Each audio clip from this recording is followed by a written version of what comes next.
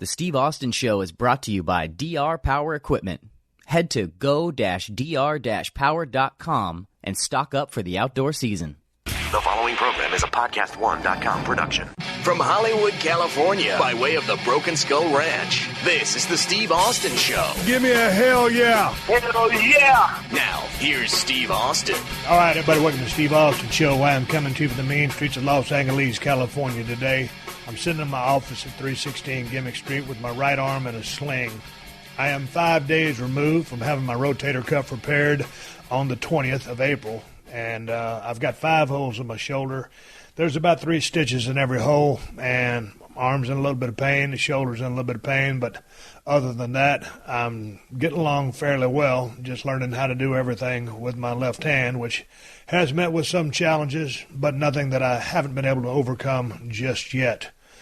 Interesting story. Last night I was sitting in bed drinking a glass of wine, and I had the glass of wine sitting basically on my leg and on a pillow, shifted the wrong way, and when I shifted the wrong way, I dumped about 4 ounces of red wine on my laptop computer and completely immersing all the buttons on the computer. So I jump up real quick, or as quick as I can with one arm, flip my computer upside down to drain the red wine out of it, and make my way into the kitchen. I pat the computer on the back like I'm trying to burp a baby and bring this thing back to life and get all the liquid from going into all the electronic stuff. Well, then I turned it back over and started wiping it down and getting it clean, but the damage had already been done. The red wine had already penetrated all of the little electronic stuff in there, and when I woke up this morning, I woke up to a dead computer. So that means I've got a real big problem on my hand. That means I'm going to have a hard time getting my podcast to Stacy because I use that computer with the software installed on it to send her the files. None of my other computers, my wife's computer, has that technology on it, and we should have a backup, but we don't. So my wife has to go do something with her mom in 1,000 Oaks, which is about 45 miles away, which means she cannot take me to the Mac store to get a brand new computer for me to send all my stuff to Stacy for the podcast.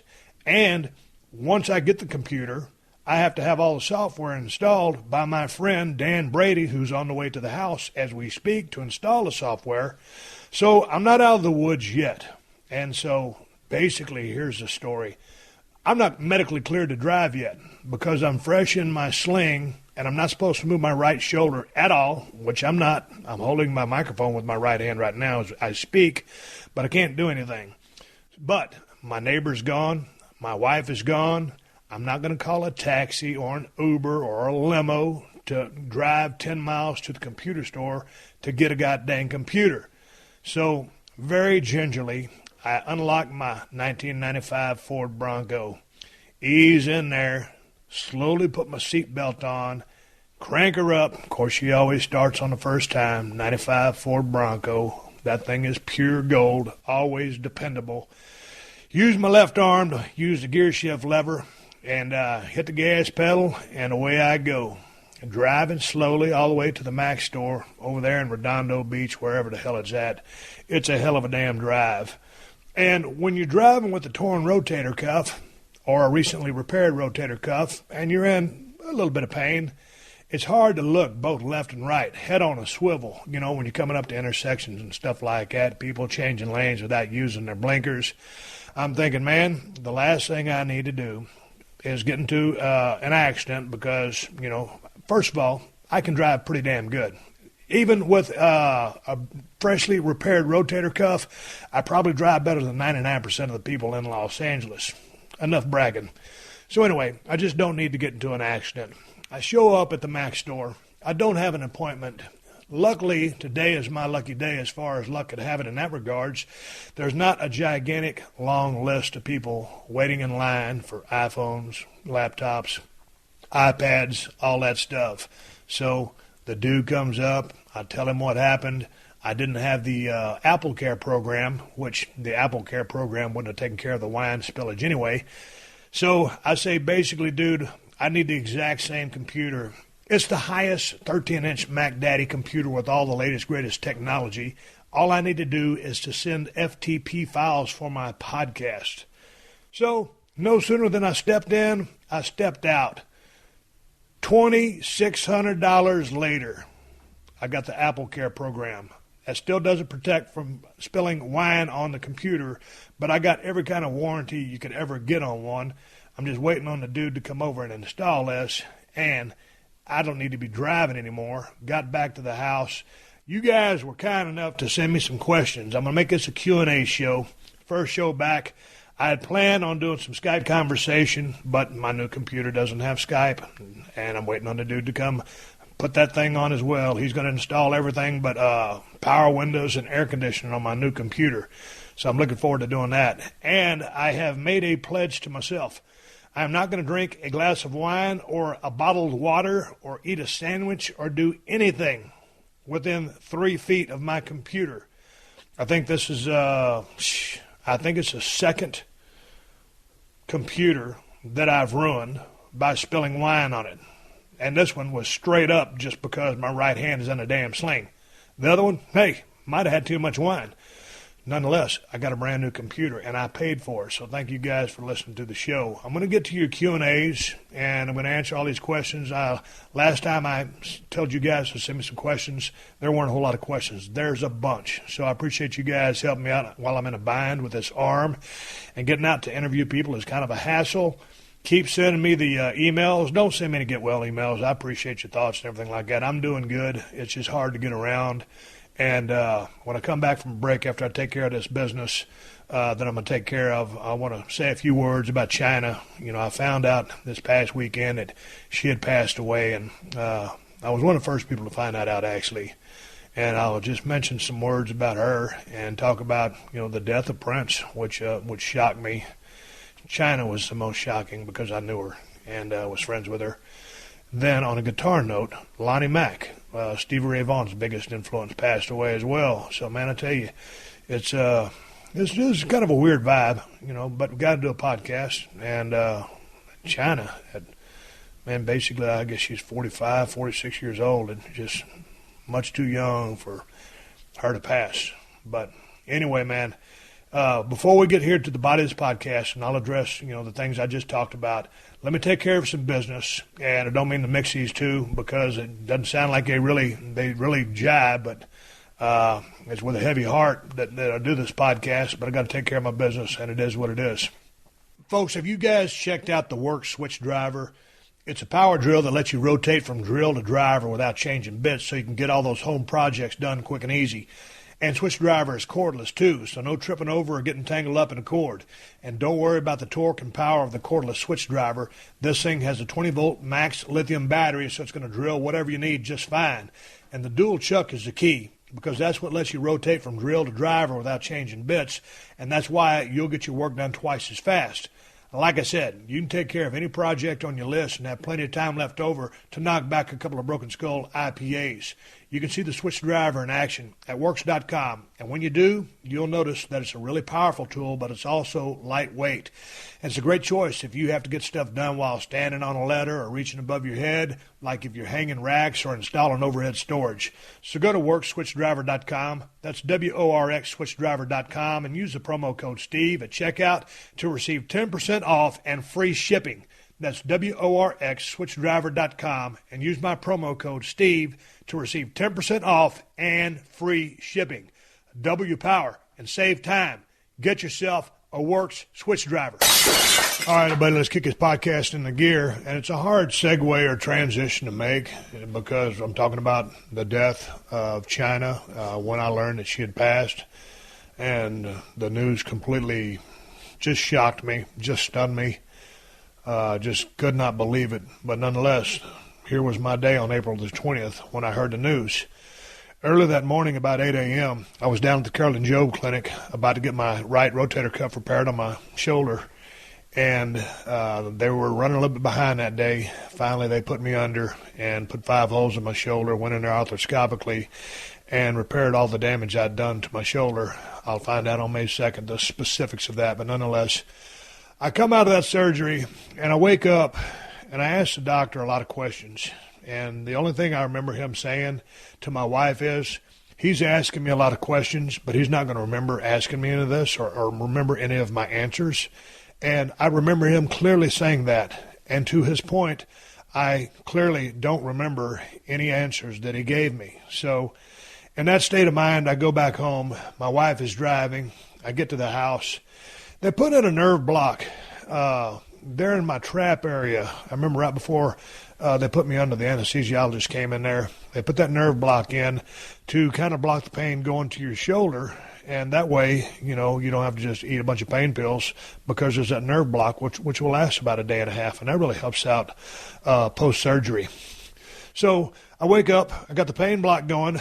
I don't really need any pain pills. And I'm clear-headed now. I can remember all the events that are happening. And I'm wide awake. I start going through my normal checklist of things to do, making phone calls, telling everybody, well, my family, my loved ones, that my surgery was fine, and I'm fine. And then so I'm just kind of chilling out, letting all the effects of all the drugs that I've been given to keep me asleep wear off, and I get a phone call. Well, I missed the phone call, and then I get a text message. Hey, man, call me ASAP. And so I call this guy ASAP. And he proceeded to tell me that China had indeed passed away and that he had discovered her there at her apartment in Redondo Beach. And this was, man, in the evening, but this was hours and hours before this broke on a nationwide scene or a worldwide scene. And I was one of the first people to know. And when the guy called me, this hit me so hard. And I couldn't believe it. I said to him 3 times, I said, dude, you're shooting with me. China's dead. And he said, Steve, he goes, I'm shooting with you. He speaks the language. I said, dude, this is not a rib, right? Because you just don't rib like that. It would be a morbid rib. But there was just no way. And I knew this guy was a very close acquaintance of China's. So I knew it was a shoot, but I could not believe it because, man, I hadn't seen China in quite some time. But she's just one of those people, just because I know she's had a rough couple of years, and I know she had a rough childhood coming up. And I don't know the specifics of any of that, so I won't get into any of that. And I thought she was at a place in her life where I had assumed she was drug-free. I had recently sent her a couple of direct messages, and she had sent me a couple of back, and we were talking about doing the podcast. And I know she had been talking to Jim about doing his podcast as well. And I remember the last time I sent her a direct message was in return. She said, I'm looking forward to talking to you. And I direct messaged her back. I said, I'm looking forward to it. Let me know when you're ready. And, of course, I never heard anything back. And I was just figuring, because, me and China or Joanie, we didn't talk a whole lot. We were just very good friends from our relationship at WWE. And, man, all of a sudden, I get that phone call. And you know what? I was about 99% sure that I could believe the source and that she was gone. But that 1% of me, I told the dude, I said, hey, man, he goes, you can call people and let them know if you want to. And I'm like, man, I'm not going to call anybody. First of all, I'm shocked. Second of all, I don't have any confirmation. I'm just, dude, I take your word for it, but, that ain't my thing. So anyway, I hung up the phone. I looked right at my wife. She was in there making dinner, and I said, you ain't going to believe this. And she said, what? I said, China is dead. She said, oh, my God. And my wife didn't know China. She didn't watch wrestling. She didn't watch wrestling when I was in it. But she knew of her, and I'd been speaking to her or direct messaging her, and she knew that I was working on getting ready to have her on my show. And she could see what an impact it had on me. It was just like someone hit me in the head with a baseball bat.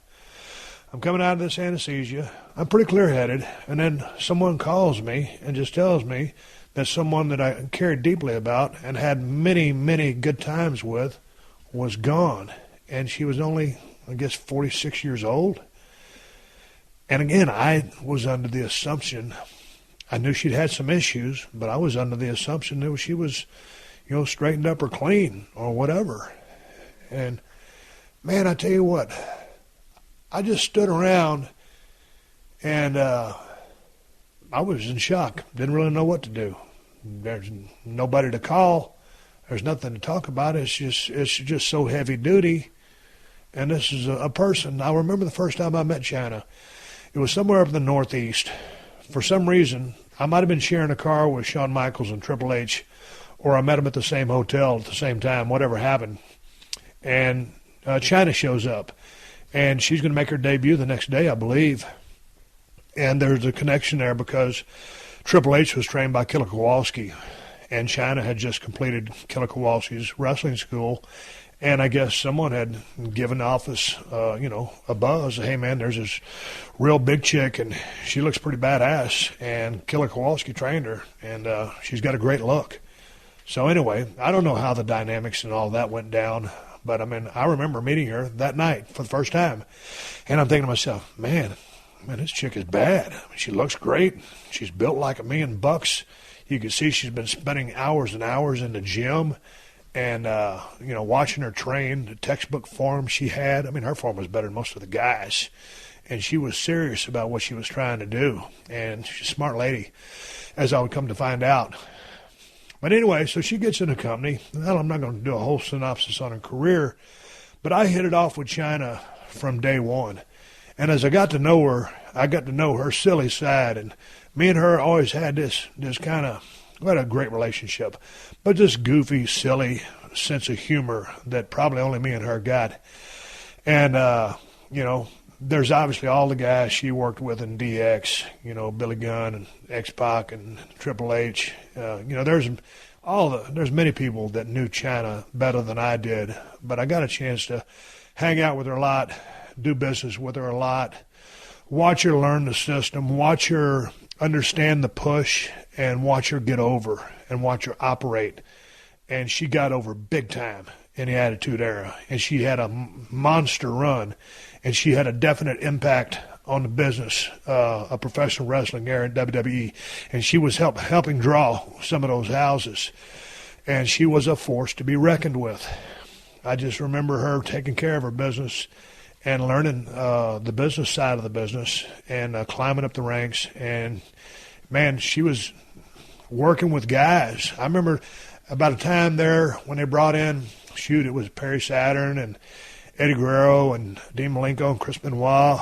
And I remember one time we were at television taping, I believe, and it was going to be three of those guys. I know Perry Saturn, I think Benoit, and maybe it was Malenko or Benoit. But there's three of them in a ring, and it was going to be a six-man tag. And it was going to be China and Billy Gunn, who were a strong part of DX, and myself. And we were in the finish room going over how things were going to go down out there at the ring. And so the three guys from WCW, the Invaders, were going to be down there. And then here comes Billy Gunn and China. And I remember we were talking backstage, and the agent says, now, Billy, when you and China get down there, there's three of them in the ring, so you two just wait at the bottom, wait for Stone Cold, and when he gets there, y'all go in the ring, and y'all start the match and start doing everything. China, without hesitation, looks over at the agent and says, well, why would we wait for Stone Cold? Aren't we going to kind of look dumb just waiting there by ourselves? Why wouldn't we get in there and start kicking their ass? And, on one hand, I'm sitting there thinking, hello, hey, I'm Stone Cold Steve Austin. I'm the hottest cat in the business right now. And first of all, there's three of them. There's two of you. And also, you're female. Billy Gunn didn't have, he didn't really care because he knew that it was outnumbered. But my point is, the moxie that China had to say that because she believed in herself. She believed in her gimmick. She believed how over she was. And on one hand, I couldn't believe the audacity of it. But on the other hand, I always gave her credit because, hey, man, she was looking out for herself. She was looking out for her character, and she wasn't out there messing around. She was a very funny person and very smart, but she was serious about the business.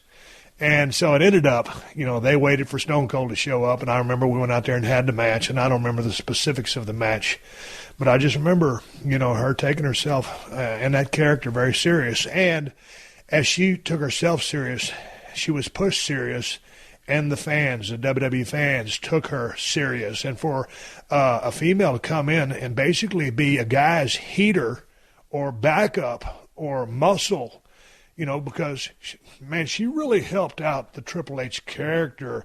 They were such a package together. And that was money. And then her and DX was obviously money. Man, I'll never forget one time working with Triple H in Germany, and we were working in front of people that just loved Triple H in China. Of course, Stone Cold's going over. I stun Triple H, pin him 1, 2, 3. China comes in, stun her. And then here comes a dude. He starts jumping on me. I thought it was a rib. I thought one of the boys from the back had hit the ring and was pulling a rib on us. Well, it was one of the German fans who was pissed off that I stunned Triple H in China. So Triple H gets up and starts beating the hell out of the guy that jumped me. And I just got finished watching a clip. I was going over some China clips before I started this podcast. And I didn't realize that I actually eliminated China from the Royal Rumble in 1999. Seconds after she eliminated the world's strongest man, Mark Henry. She turned around, fed right into a clothesline over the top rope. Down she goes. I remember another time, I can't remember which pay-per-view it was, but it was a deal where Stone Cold and Chyna met face-to-face in the middle of the ring, and I'm trying to get by her or something, and she won't let me by, or she's dissing me. There's something that's going on there. And then I think I'm just finally just trying to get out of the ring. And when I go to get out of the ring, and I couldn't find this clip on YouTube. I've seen it before. But she just double fingers me. She gives me the double birds, and then she turns around. And I kind of look at that crowd, and I'm working the crowd. I'm like, that ain't going to work. That's the straw that broke a camel's back. And so I turned around. I guess I spun her around and kicked her in the gut and dropped her with a stunner. But she was, Chyna was one of the funniest, sweetest people that I've known in the business of pro wrestling. And I think if you go back, if you ask all those people that was there in the locker room when she was there, when she was hot, universally, you're going to get thumbs up from her. I think all the guys respected her. Everybody knew she was over. And whatever happened with why she left the WWE or who was responsible for that, I don't know any of that. That's soap opera stuff that I didn't get into. But I respected Chyna. I liked Chyna. I thought she was a badass, and she was an absolute sweetheart, and she was very intelligent. I know Chyna had her issues, after she left the WWE. But, man, she had made a comeback from that, and I knew that she was teaching English. I think just come back to the States. And I guess they were filming a documentary about her life. And, man, it's just I don't think it'll ever be right because she didn't go into the Hall of Fame, while she was alive, living and breathing with us. And I thought she earned the right to be in the Hall of Fame. And to put her in there posthumously, if I'm saying that word correctly, man, it's just not good enough. And so I don't know how you rectify that, how you deal with that, because things are just screwed up. And, man, her going into the Hall of Fame is just so small in comparison to the fact that this young lady is no longer with us. I don't know what to make of it. But anyway, I'll wrap up my thoughts about Chyna by saying I just thought she was a super sweetheart lady. She had her issues. Hey, man, we all do. She weathered a lot of storms. She had a tough life. But on the big stage, she got out there and performed. She gave her heart. She gave her heart and soul to everything she did. And she loved the business. And she was a pleasure to be around. And she was a breath of fresh air. And I was sorry to hear on April 20th when I got that phone call that she was passed away, and it was indeed true. So, Chyna, I always call her Chyna. Some people call people by their first names, depending on how you know them. Joanie, man, I'll miss you. I had so much fun with you and enjoyed all of our times that we got to spend together and our stupid brand sense of humor. That time I busted my ass in the Houston Summit right before I was fixing to go out there and wrestle Mick Foley, and you were sitting on that anvil case, and I was putting my water on and slipped in a pile of water and busted my ass right in front of you. I remember all them good times, and I remember you, and I wish you were still here. And,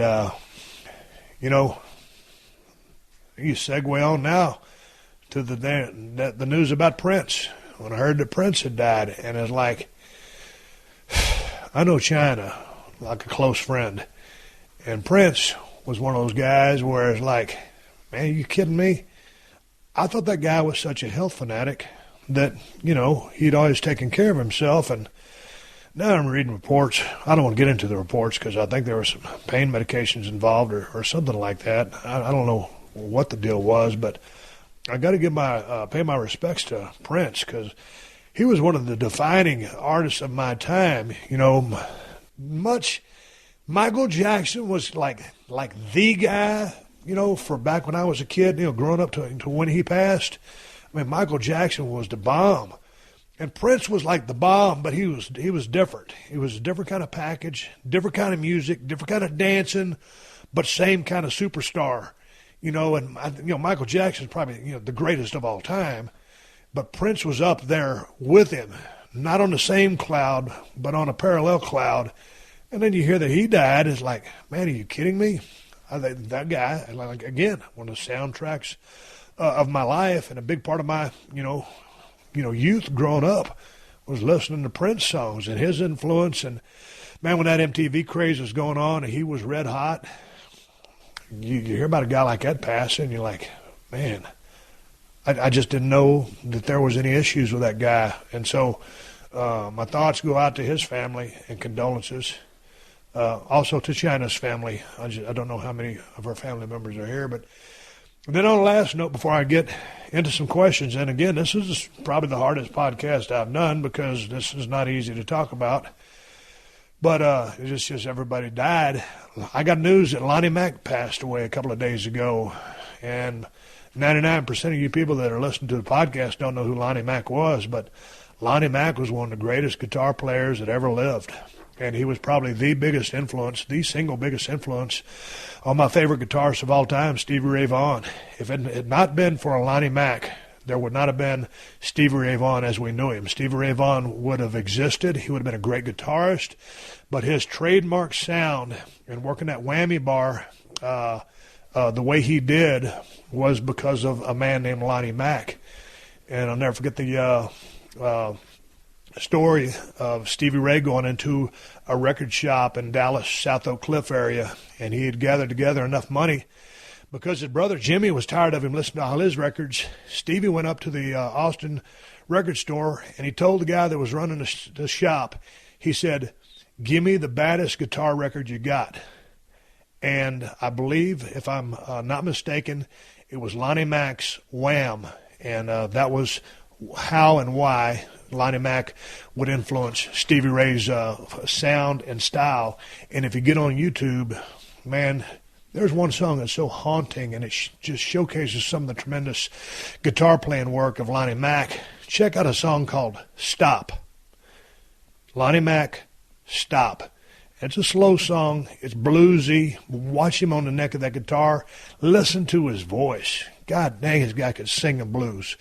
I don't think he got enough credit for his voice. But his guitar work is phenomenal, as was his voice. And then, man, you can watch Stevie Ray Vaughan and Lonnie Mack do Wham together, and you got to check out Lonnie Mack singing Oreo Cookie Blues. It's just a funny song that he wrote about Oreo cookies and stuff like that, and he made it into a song. But anyway, I spent 20 minutes talking about three people, one person specifically that was very close to me, but that impacted my life. And so I'm going to take a break right now. It's early in the show. I'm sitting here in my office. I got 5 holes in my shoulder. And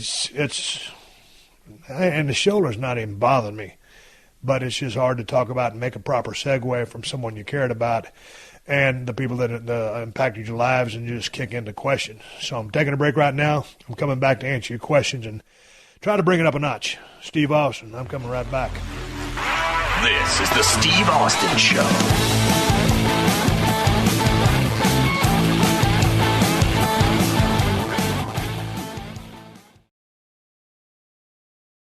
The Steve Austin Show. The Steve Austin Show. All right, everybody, let's kick this podcast into gear. I took a little break, a word from the sponsors to keep this show on the air for free. And when I came off the break, I actually shut down for about 2 hours so I could get into my email, questions@steveaustonshow.com, and copy and paste all the questions that I picked. The questions were, for the most part, questions that I have not answered before. So about 2 hours has passed since I had that first 20-minute conversation about China and Prince, about Lonnie Mack. So let's try to get past that now and pick up a little bit of momentum and finish this thing with a head of steam and talk about some wrestling questions and the questions that you guys sent in. I'm a little bit different frame of mind. So that being said, let's keep this thing going and make a podcast out of this. First time out of the gate since my shoulder surgery. I want to give you guys a good show. I appreciate you tuning in and giving me a chance to do 2 cans of audio whoop-ass for you guys each and every single week. Hey, man, here's a question straight out of the gate from a man named Michael. He says, if you could only drink 1 beer for the rest of your life, which one would it be? Michael, that's a very simple answer. Steve Austin's Broken Skull IPA from El Segundo Brewing Company. I truly believe it's the best, if not one of the best IPAs in the United States of America. Beer tasting is very subjective. What I love, you may hate, and vice versa. But when you're talking about India Pale Ales, I do believe that Steve Austin's Broken Skull IPA is such a high-quality beer and built to my taste buds. Remember, if you're a beer aficionado, if you're a craft beer aficionado, hey, man, swig a beer to you and your palate and whatever you like. To the man that asked me this question, Michael, I would drink my own beer, and that's all I would drink.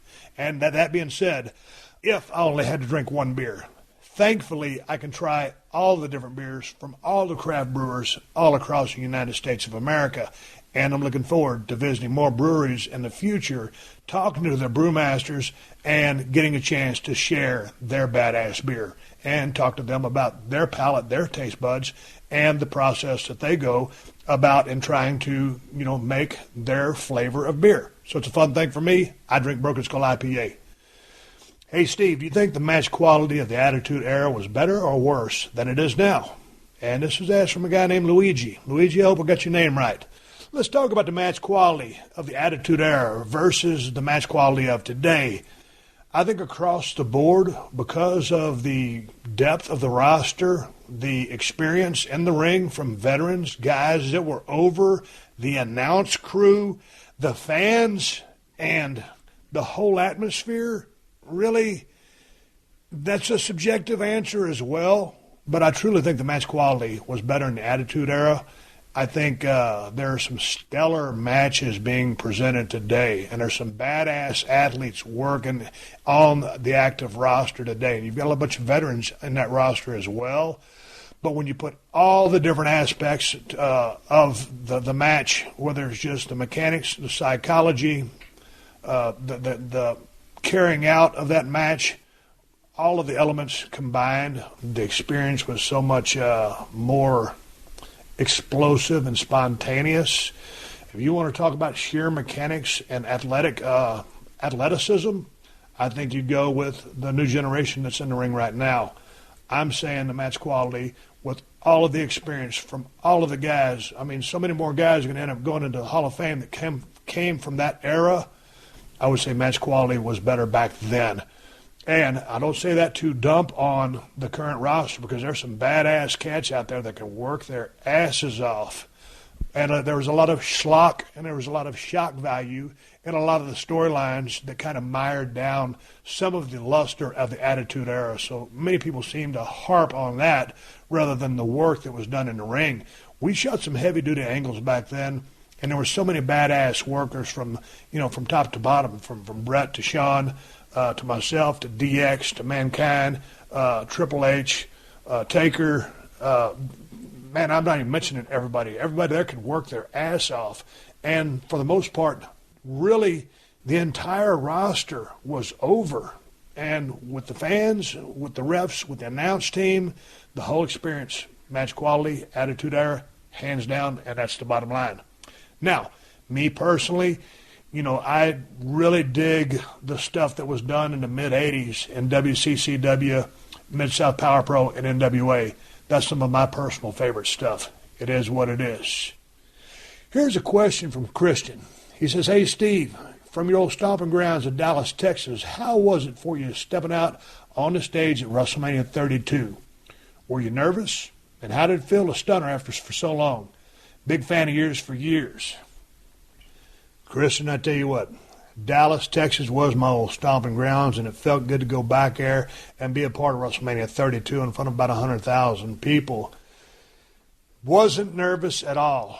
Man, we went over the business at hand 2 or 3 times, and when you look at me working with Mick Foley and Shawn Michaels, I think probably combined there's about almost 100 years of experience just with us 3 guys.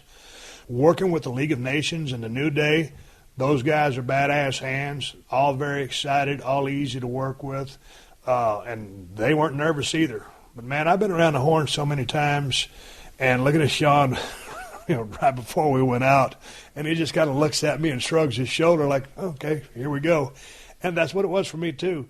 And that glass broke, and that roof almost exploded off the AT&T Center, and I had a great time with that hellacious pop that I got. And we went out there and took care of the business. Again, not to harp on the shoulder, that was a little bit of a downer during it all, but no nerves, man. You live for moments like that, and it was just total cruise control. And I got to say thank you for the people that popped like they did, because it was a good time, and I enjoyed every single bit of it.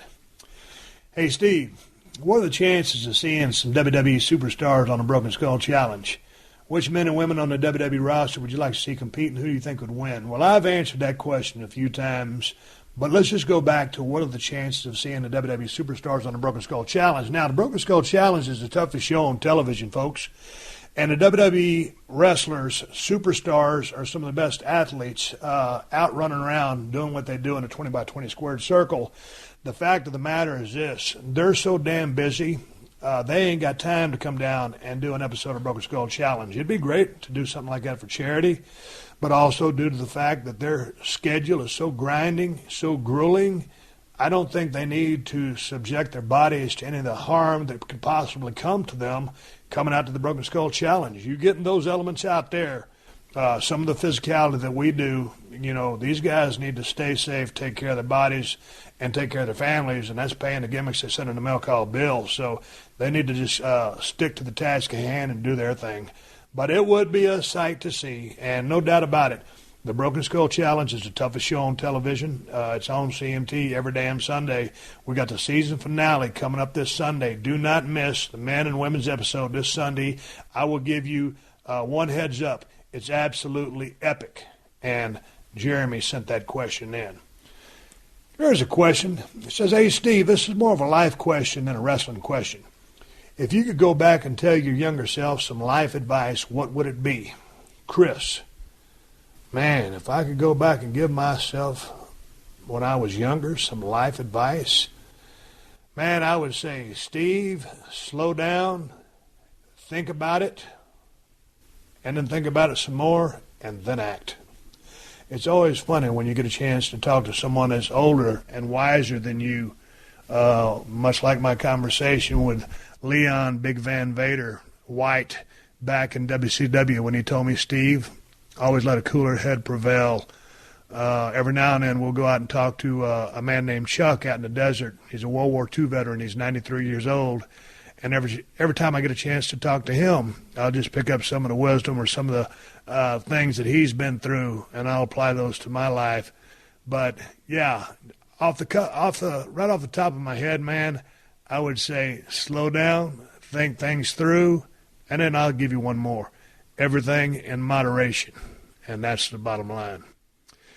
Hey, Steve, back when you were a youngster, was there a particular car in your family that you wished they had kept? And finally, what started your affinity for the Bronco? Are they sentimental or purely a practical choice?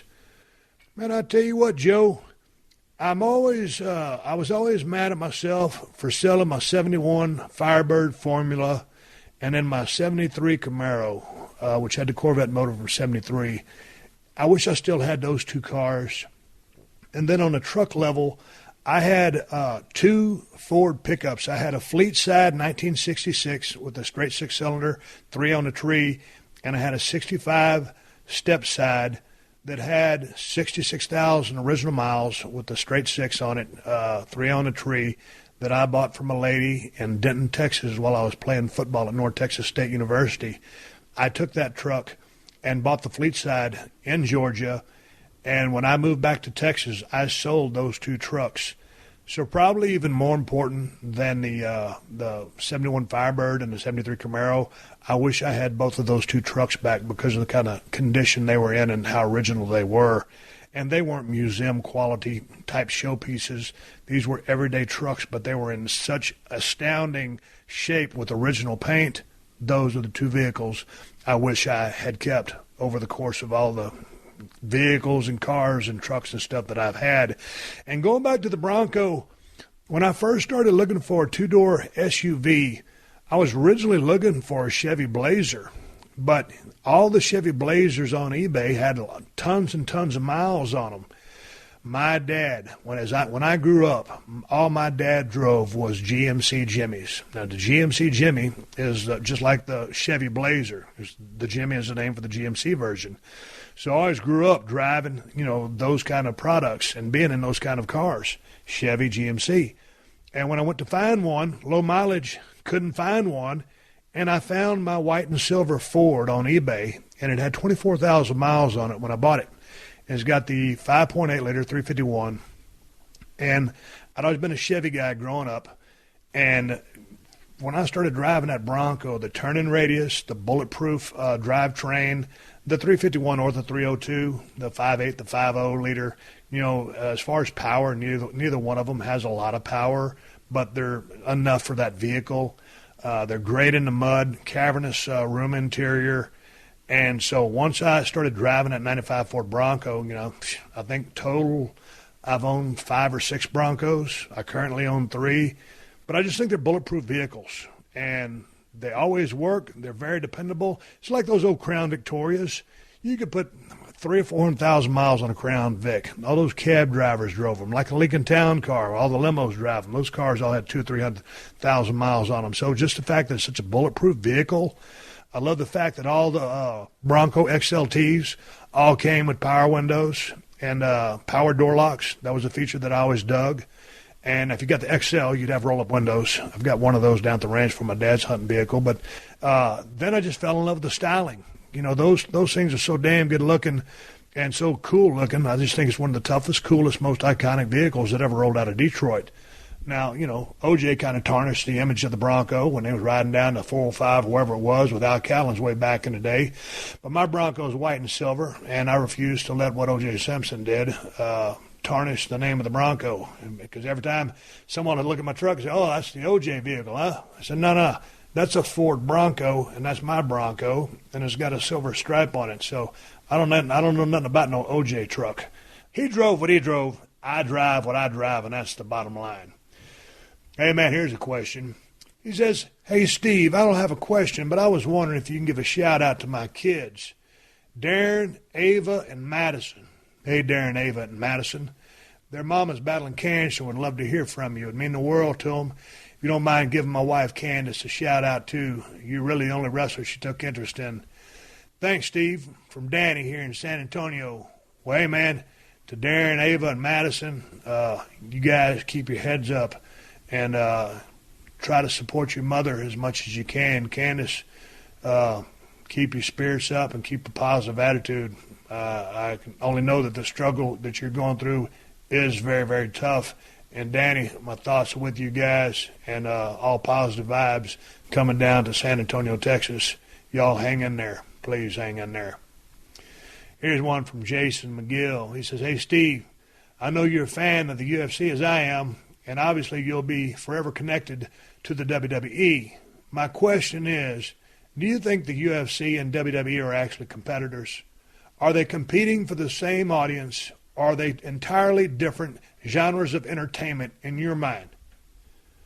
Jason, that's an interesting question. I think 10, 15 years ago, I think there was a lot of crossover.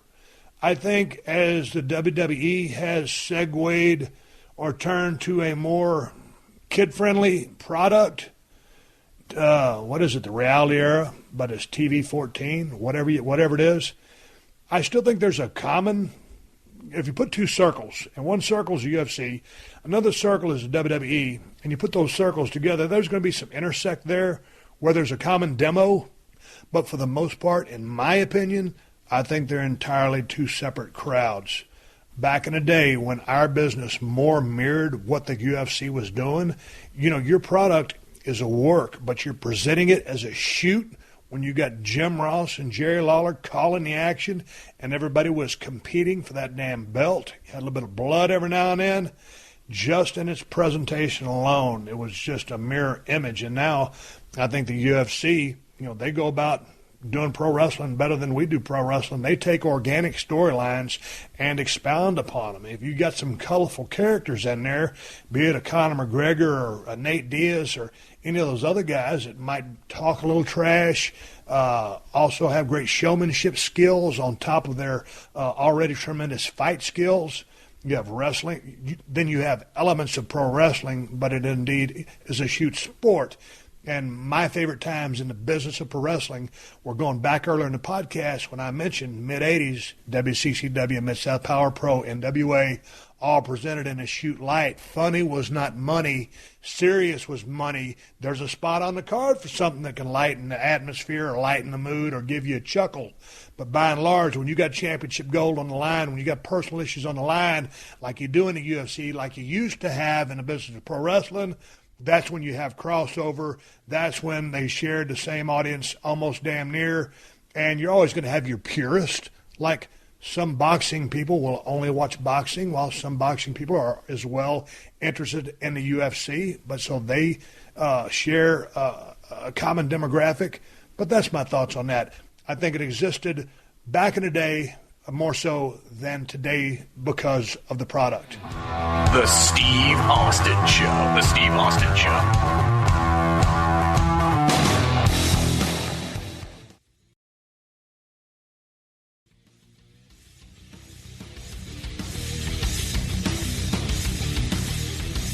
Here's another question.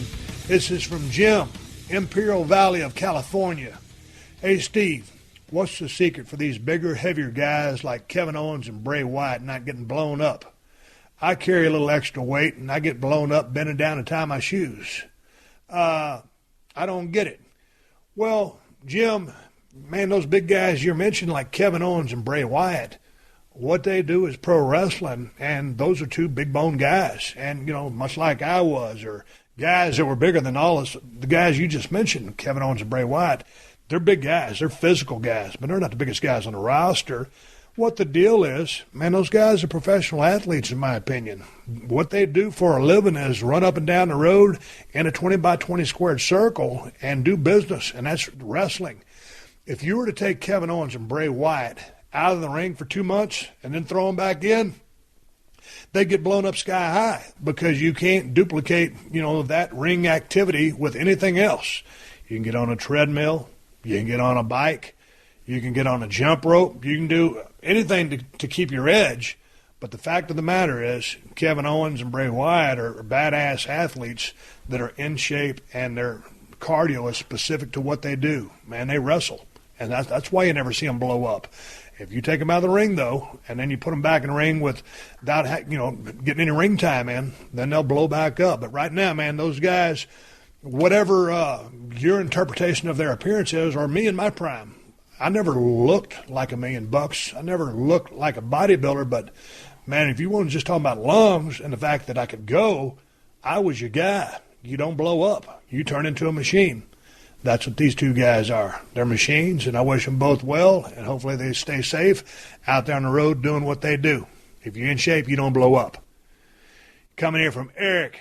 Eric says, hey, Steve, do you have a quote-unquote trophy room or otherwise keep and display any items from your ring career? Old ring gear like the lights, camera, action robe, replica title belts, magazine covers, etc. Man, Eric, I tell you what, I got a closet about 10 feet from me over here to my right-hand shoulder, and there's about 8 Stone Cold Steve Austin vests. The very lights, camera, action robe you mentioned in your email is hanging up in there. But they're not on display, man. They're hanging up there on hangers because they've been retired. I got a couple of belts out there in my safe. Most importantly, that's near and dear to my heart, is the Intercontinental title I won from Owen when I got dropped on my head that night. And I remember that they were going to retire that belt and break out a new one. And I told Vince, I said, well, I'm keeping this one. And I meant I was keeping that one because I damn near got paralyzed in that match, and I wanted that belt. But here and there, now behind me, there's my Got Milk poster from, man, that was from 1999. But that's the only, well, I got a Broken Skull IPA framed beer poster over here that all the people from El Segundo Beer signed, but that's not a wrestling thing. I got a picture down my hallway. It's me giving Road Dogg Jesse James a stunner, happened at Madison Square Garden. I was walking down the hall one time at Madison Square Garden, and Vince McMahon was right there with me. And we both looked over and we saw that picture on the wall. I said, man, I sure would like to have a copy of that for my damn house. I can't remember what happened, but somehow, some way, of course, he's Vince McMahon. He's pretty crafty, and he's used to doing business with Madison Square Garden. But Vince McMahon grabbed that very piece of artwork and sent it to my address. I don't remember where I was living at the time, but down the hallway in my house, going towards my bedroom, is a picture. It's probably about, I don't know, 24 by 30 or 30 by 36, whatever it is. It's a rectangular picture. And we're about 6 inches off the mat. Either we were about to hit the mat or we were bouncing back off the mat, and Road Dogg was in perfect position. I remember the roof blew off the building that night, and Vince McMahon gave me that picture. But no, to answer your question, those are the very few things I have. Most of the stuff that I have here in my office is I've got some porcelain signs that I've collected. I've got a Greyhound bus sign from the 40s. I've got Stevie Ray Vaughan pictures. I've got a signed Stevie Ray Vaughan Fender guitar, Standard Oil Company of New York porcelain sign. My antique clock collection, which someone asked me a question about in here. But nah, man, down at the Broken Skull Ranch, I had a office with all my plaques for all the platinum DVDs we made back in the day. But I don't have a trophy room. I wish I would have done a better job collecting some of the stuff from back in the day, but now that I look at it, it's back in the day, so ain't no sense in just sitting there and having it hang around everywhere. If you walked in my house, you would never think that Stone Cold Steve Austin lives here, because most of the stuff on our walls is pictures of Shona, Hershey, and Moolah. Pictures of our dogs are everywhere, more so than me and my wife or anything that is Stone Cold. And that's the answer to that question. Here's one. He said, hey, Mr. Austin, long-time listener and a huge Stone Cold fan. My question goes back to 1998. There was a storyline where The Undertaker dropped a bunch of blood on you when you were in the ring. What was actually dumped on you? I'm obviously assuming it wasn't real blood. And that's from Josh in Cleveland, Ohio. You know, Josh, I believe you're referring to Kane. When Kane and I were going to have the first blood match, and we were going to have to be the main event, there was going to be a Hell in a Cell match, which was fought by Mick Foley versus The Undertaker, which was an absolute show stealer and one of the greatest matches in the history of wrestling. And we were going to follow that match. But that, if I'm not mistaken, that happened in Austin, Texas. And there's so many damn details of my career I forgot. But there's, for some reason, I remember that happening in Austin, Texas. And it was like a corn syrup with food coloring added to it. And it was the perfect thickness of blood. And I remember Richie from Magic. That's what we used to call the prop guys. Richie from Magic rigged up that blood. And I don't know how much it was. And I wasn't even standing on a particular spot or mark in the ring. And then when Kane gave that signal and that blood started pouring down, it just happened so perfectly to land all over my back, shoulders, and my head. And it was so eerie. Someone sent me this clip just on YouTube a few weeks ago, and I rewatched it. Kane does this thing, and he just cocks his head to the side a little bit, and it was so had so much mystique and mysterious and just scariness to it. And he put that metal thing to his throat, and he cuts a promo on me. It's about 2 lines, and then he walks off, and it was badass. Kane was so intimidating and scary way back in the day, and he's one of the greatest guys in the business. He's had an outstanding career. He's one of the nicest guys backstage. He's read damn near every book in history, but I'll never forget how cool that moment was, how it played out to perfection, and just how cool Kane was putting that thing to his throat. and me, getting covered up in blood, it was representative of the fact that I would be wearing a crimson mask at the end of the first blood match. And indeed, Mick Foley, who's already been to hell and back, comes down and takes a stunner from me. Here comes Undertaker. He's got a steel chair. I pick up a steel chair. As I'm going to pick up mine to swing, he swings first. Double percussion. Wham. I start bleeding like a stuck pig, and Baby Earl is there to call the match. I don't know what's going on because I don't realize I'm bleeding, according to the storyline. Of course, I know I'm cut. I know I've been bleeding. And so Kane wins the match. So it was Kane that dropped the blood on me. It was made out of some sticky material like corn syrup with food coloring added, and I believe Richie from Magic rigged up that entire thing, and it was absolutely awesome. All right, here's a question about the current product in the ring. Hey, Steve, what are your thoughts on the most recent presentation of Roman Reigns? WWE have obviously fed him the line, I'm not a good guy, I'm not a bad guy, I'm the guy.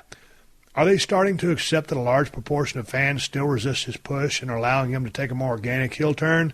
Or do you think that they're going to settle for him being a tweener like Cena? He goes on to ask and add, personally, I think Reigns should definitely go heel now, and I believe his promos would improve as he can throw as much attitude and arrogance into it as he likes. This new line of his still doesn't feel as natural to me when he delivers it. I was on board with the original push, but I think it has died a harsh death, and WWE need to respond accordingly. Cheers, Kieran, all the way from Dudley near Birmingham in England. I watched the last episode of Monday Night Raw. All right, I lied to you. I didn't watch all of Monday Night Raw, but I did watch 30 minutes of it, and I saw that promo that you're referring to. I don't know, because I haven't watched Raw in at least 6 months or better. I watched the pay-per-views, but I felt some electricity during that promo. He doesn't have it yet, but I think he's starting to every now and then get a taste or a feel for it. I think that line's going to play out in the next 2 to 3, 4 months. I think this guy is going to really start coming into his own.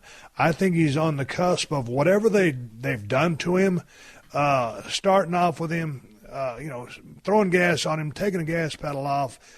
I think this kid is going to get some confidence as soon as they give him some more repetitions, and I think it's going to be an organic thing where the audience makes up their mind and you don't try to fight it. You just keep doing what you're doing. He's going to start manipulating that crowd, I believe, once he gets a feel for it. Maybe Paul Heyman could talk to him a little bit, but there were moments in there where I'm thinking, okay, he doesn't know what he's doing yet. He doesn't have the instincts yet, but I think this kid is on his way. And I think he's going to be in for a monster run. That's my prediction. Now, he has to do it. It still has to happen. But I felt organically in there. There were some moments where, and it's still clunky. Make no mistake about it. It's still clunky. But I think this kid's going to have a big-time run. And we're watching the starting steps of it. And he's crawling right now. And he's going to start walking. And then this kid's going to start running. Now, that being said, I'm liking what I'm feeling or seeing or sensing in these promos, but you got to have the work to back that up. And if you're going to just stick to the same moveset, I would move that vest, that catcher's, protector's vest, whatever that thing is, I would go to a thin black T-shirt, cut off the sleeves, cut out the neck, and wear it as something that's just a little, that looks better. The kid's got a great body. Take that catcher's protector's vest off because I think it looks like crap, but that's not going to be the be-all, end-all. I felt some moments in there of electricity starting. There's going to be a fire. If he can back it up, if he can improve his work, the kid's going to get over big time. Again, I'm seeing certain things there that I really like. Proof's going to be in the pudding. Proof's going to be 6 months down the road. All I got to do, let this kid keep going out there and doing what he's doing. If they take him as arrogant and start booing him, I just felt the electricity of that crowd, and I think he's going to be just fine. We'll wait and see. I look forward to seeing it and wish him all the best. Hey, Steve, when you were white hot in the WWE/F, what was your favorite piece of Steve Austin merchandise they produced, and what was the worst Steve Austin merch they made? Dave McCallum from the United Kingdom. Man, I got a lot of questions coming from the United Kingdom. I appreciate all the support over there in the UK. When I'm thinking about merchandise, I go back to my original Austin 316 shirt. And the reason I go to that shirt is because it was so satisfying to be able to finally, have someone believe in me and produce a damn shirt based on the fact they believe I could sell a shirt when I was fired for being not marketable and being injury prone and not charismatic enough to sell a ticket, much less a T-shirt. So that original Austin 316 shirt is my favorite piece of Austin merchandise because it was the first, it was the original, it was the number one selling T-shirt probably in the history of the business, and it meant that much to me. As far as the worst piece of merchandise, I don't think there was a worst piece of merchandise. Hey, Steve, you mentioned on Twitter a while back that you'd tell a story about getting your ring at Christmas, I think. I'd love to hear that story. Also looking forward to hearing the MRI story. Gwen Atkinson, Enterprise, Alabama. Well, Gwen, I'm going to save that MRI story for Thursday. And as far as the story about me getting my ring back, y'all remember a couple months back I was drinking over my neighbor's house. I think I was drinking margaritas. And my ring was all bent up, my famous skull ring that I've had for 10, 15, 20 years.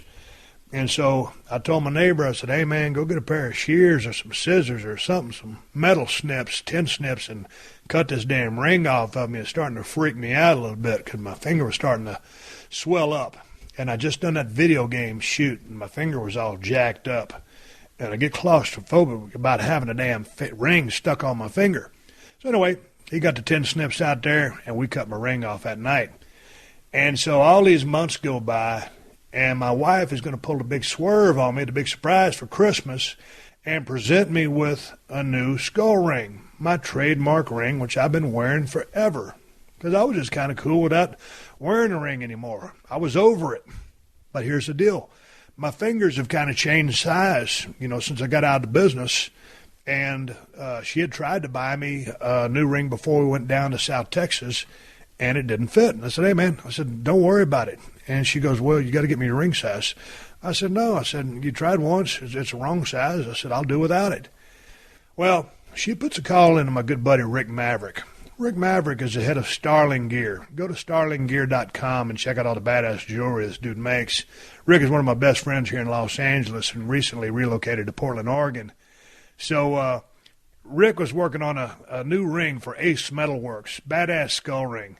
So he sends me a text, and I bite hook, line, and sinker. He says, hey, man, I got my new Ace Metalworks ring for you. Send me your ring size so I can get you one so you can wear it. And I said, all right, man, I'll do it whenever I get a chance to go down to the jeweler. And he kept sweating me, and he kept sweating me, and he kept sweating me on it. And I was like, God dang it, it's a little kind of persistent of my buddy to kind of really sweat me about getting my damn ring size. So finally I was in San Antonio doing some shopping, and I stopped by my buddy's jewelry store, Mike Moretti, there in San Antonio off 281. I said, Mike, I got to get my damn ring size because my fingers grew since I got older.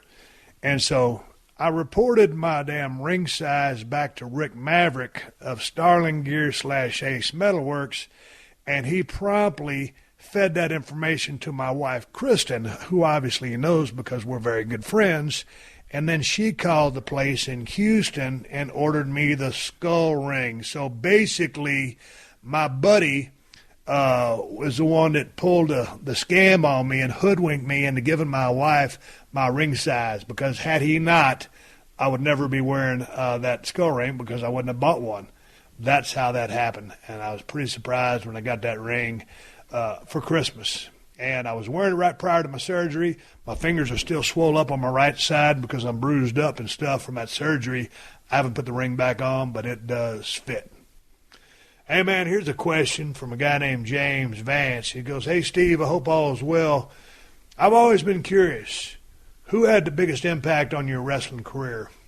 Also, if you had to give up one for a year, would you give up hunting or beer?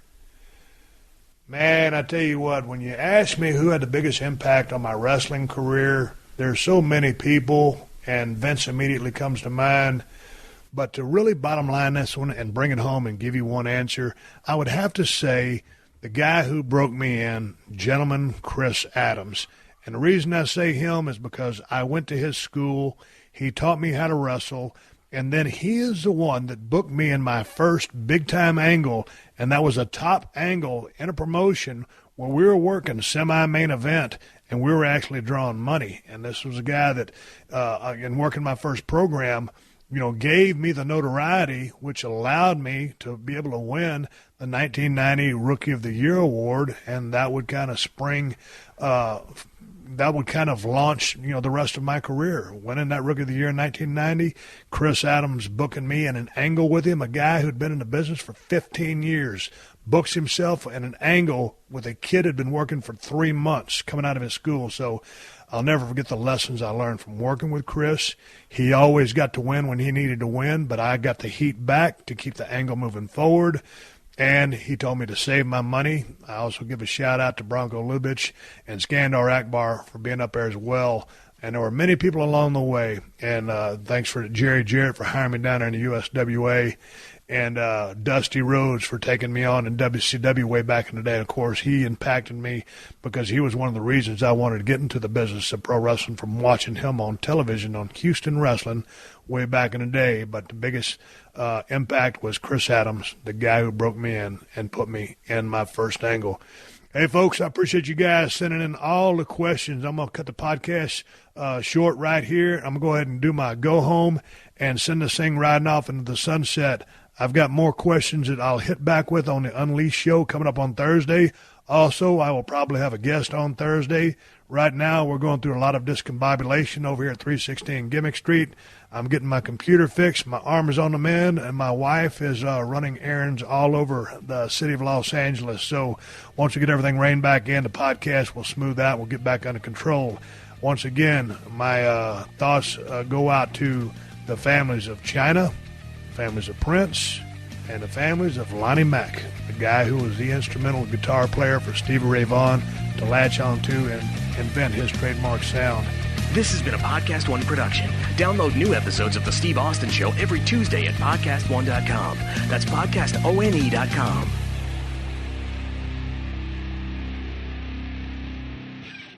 Hold on to your jingle bells. Pluto TV has all your holiday favorites for free. Enjoy Christmas classics like Scrooge with Bill Murray or Last Holiday with Queen Latifah. Plus, dive into festive channels like Holiday Movie Favorites by Lifetime or Hallmark Movies and more. Download the Pluto TV app on all your favorite devices and start streaming holiday favorites on live channels and on demand. With thousands of free movies and TV shows, Pluto TV is your home for the holidays. Pluto TV. Stream now, pay never.